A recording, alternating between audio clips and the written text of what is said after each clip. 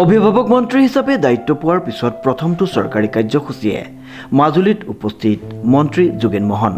দুদিনীয়া কাৰ্যসূচী লৈ মাজুলীলৈ আহিছে মন্ত্ৰী যোগেন মহন। মাজুলীলৈ প্ৰথম আহিয়ে মুগা খেতি পৰিদৰ্শন আৰু মুগা পালকৰ সৈতে মত বিনিময় মন্ত্ৰীগৰাকীৰ। অমুক এই মাজুলী এখন সত্ৰ নগৰী আৰু এইটো এনেও এখন সংস্কৃতিবান অঞ্চল, মিচিং জনগোষ্ঠীৰ বসতি অঞ্চল, তেওঁলোকৰ পৰম্পৰা, তেওঁলোকৰ সংস্কৃতি ধৰি ৰখা আৰু অসমীয়া সংস্কৃতি পথাৰত জীপাল কৰি তোলা এটা জনগোষ্ঠী।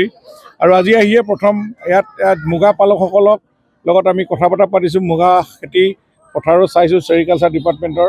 আৰু তেওঁলোকে ইয়াতে যথেষ্ট পুৰুষ মহিলাসকল এই খেতিত আগ্ৰহী আৰু তেওঁলোকে খেতি কৰি জীৱন নিৰ্বাহ কৰি আছে।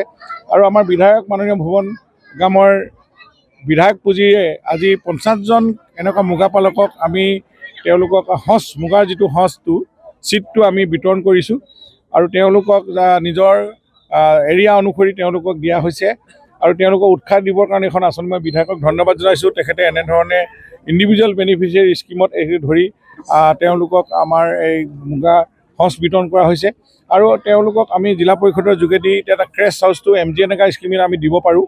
গতিকে তেওঁলোকৰ বাৰিষা বা ৰ'দ বৰষুণত যাতে কোনো মুগা নষ্ট নহয় বা তেওঁলোক থাকিবৰ কাৰণে এটি ঘৰো বনাই দিব লাগে। MGNREGA স্কিমত আমি এনেধৰণৰ স্কিম এটা 2 লাখ টকালৈকে দিব পৰা ব্যৱস্থা আছে। গতিকে সেইটো আঁচনি ল'বলৈ প্ৰতিজন এনেকুৱা মুগা পালকক এনেকৈ ধৰণে দিবৰ কাৰণে মই অনুৰোধ কৰিছোঁ। জিলা আয়ুক্ত মোৰ লগত আছে তেখেতৰ যোগেদি। গতিকে মুগা সংস্কৃতি জীয়াই ৰাখিব লাগিব। ই এটা খুব আমাৰ অসমৰ এই খেতি আৰু ই বিশ্ব দৰবাৰত মাৰ্কেট দখল কৰিব পৰা এটা খেতি আৰু ই হৈছে আমাৰ অসমৰ পৰিচয়টো আমি মুগাৰ যোগেদি দিবও পাৰোঁ। গতিকে এই বিভাগটোক আমি অধিক সক্ৰিয় কৰি তোলাৰ কথাটো আমাৰ মাননীয় মুখ্যমন্ত্ৰীয়েও চিন্তা কৰিছে আৰু আমিও গৈ ইয়াৰ পৰা খেতিয়কৰ সংখ্যা বঢ়াব লাগিব। এনেই আবাদী হৈ পৰি থকা মাটিবিলাকত চুম প্লেণ্টেশ্যন কৰিব লাগে আৰু সেইটো MGNREGAৰ যোগেদিও পাৰি। আৰু আমি বিভিন্ন ধৰণে ইয়াত যেতিয়া আমাৰ মুগা পুলি আছে, গছ পুলি এৰী হওক বা পাতৰ হওক আৰু এৰনা গছো আপোনালোকে জানে এইবোৰ এৰী মুগা আমাৰ যিমানবিলাক এইবিলাকৰ চাহিদা আছে আজি বিশ্ব মাৰ্কেট আমি বিশ্ব বজাৰত আমি দখল কৰিব পৰা এটা স্থল আছে। ইয়াত এটা জাগৰণ আনিব লাগে মই ভাবোঁ। গতিকে আমি এই মাজুলীতে পাৰিম মোৰ মানে মই দেখিছোঁ। গতিকে ইয়াত মই আকৌ আহিম পৰৱৰ্তী সময়ত। যথেষ্ট আবাদী মাটি পৰি আছে। আজি চৰকাৰীভাৱে হ'লেও আমি চৰকাৰী মাটি থাকিলেও এইখিনি তেওঁলোকক আমি ছেৰিকালচাৰ ডিপাৰ্টমেণ্টক আমি হেণ্ডঅভাৰ কৰিব পাৰোঁ, তেওঁলোকেও প্লেনিং কৰিব পাৰে। গতিকে এনেকুৱা ধৰণে জিলা আয়ুক্তৰ আমি কথা বহিম আজি মিটিঙত। মই ভাবোঁ এইটো খেতি আমাৰ খুব জনপ্ৰিয় কৰি তুলিব লাগে। ইয়াত আত্মসংস্থাপন অসমক উজ্বলাই তুলিব পৰা আৰু ইয়াৰ মুগা সংস্কৃতি চাহিদা বিশ্ব মাৰ্কেটত দখল কৰি আৰ্থিকভাৱে সচ্ছল হ'ব পৰা এটা স্থল আছে। উল্লেখযোগ্য যে বিধায়ক ভুৱন গামৰ নিজা পুঁজিৰে মাজুলীৰ 50জন মুগা পালকলৈ মুগা সঁচ প্ৰদান কৰা হয়। ৰ'দ বৰষুণত যাতে মুগা খেতি নষ্ট নহয় তাৰ বাবে মুগা পালকক বনাই দিব একোটাকৈ ঘৰ। মাজুলীৰ পৰা মুগা পালনেৰে বিশ্ব বজাৰৰ দখল প্ৰয়াস।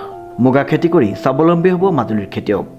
আজি দিনটোত আমাৰ এটা ইয়াৰ পাছত এটা এডুকেশ্যনেল ষ্টাডি চেণ্টাৰ এটা আছে আৰু PWD ডিপাৰ্টমেণ্টৰ কিছুমান মুখ্যমন্ত্ৰী প্ৰকল্পত আঁচনি আধাৰশিলা আছে আৰু জিলাত আমি আয়ুক্তৰ লগত বহিম, তেওঁৰ ৰিভিউ কৰিম। আমি যিকেইটা এতিয়া বৰ্তমান যিখিনি আঁচনি চলি আছে ইয়াত মাজুলীত কেনেকৈ ইমপ্লিমেণ্ট হৈছে আৰু কিবা থাকিলে মই মুখ্যমন্ত্ৰীক লগ কৰি আমি কিবা এইখিনি প্ৰপ'জেল থাকিলে আমি লৈ যাব পাৰোঁ। সেইকাৰণে অভিভাৱক মন্ত্ৰী ইয়াত যিহেতু বিধায়ক আছেই, তেখেতে কিবা অসুবিধা পালে সেইখিনি আমি মুখ্যমন্ত্ৰীক যিহেতু আমি সততে লগ পাই থাকোঁ, অভিভাৱকসকলৰ কাম সেইটোৱেই। তেওঁ ক'ব নোৱাৰা কথাখিনি মই কামখিনি কৰি দিয়া আৰু আমাৰ দলৰ যিহেতু পঞ্চায়ত নিৰ্বাচনো আহি আছে, দলৰ এখনো সভা আমি কাৰ্যালয়ত কৰিম। গতিকে এনেকৈ ধৰণে 3টা বজাত গৈ দিনটো আজিলৈ আমি আহিছোঁ। দিনটো আমাৰ মিত্ৰজোঁটৰ কথা পাতিছোঁ। এইটো তলৰ লেভেলত তেওঁলোকে মিত্ৰজোঁটৰ লগত কথা পাতি ক'ত কাক এৰি দিব লাগে সেইটো বিধায়ক আৰু মণ্ডল সমিতিয়ে এইটো থিৰাং কৰিব। আমি ইয়াত একো হস্তক্ষেপ নকৰে। এবাৰ তেওঁলোকে যদি ক'ত যাৰ পটেঞ্চিয়েল আছে আমি মিত্ৰজোঁটৰ চৰিত্ৰ ৰখা হ'ব। AGP হওক, ইয়াতে আমাৰ হেৰি আছে গণশক্তি, এনেকৈ থাকিব। আগন্তুক পঞ্চায়ত নিৰ্বাচনৰ বাবে দলৰ সৈতে এখন মিটিঙত উপস্থিত হৈ মন্ত্ৰীগৰাকী বিজেপি, অসম গণ পৰিষদ আৰু গণশক্তিয়ে একেলগ হৈ খেলিব পঞ্চায়তৰ নিৰ্বাচন মাজুলীত। এই মন্তব্য মন্ত্ৰীগৰাকীৰ। কংকনজ্যোতি শৰ্মাৰ ৰিপৰ্ট, নিউজ নাও।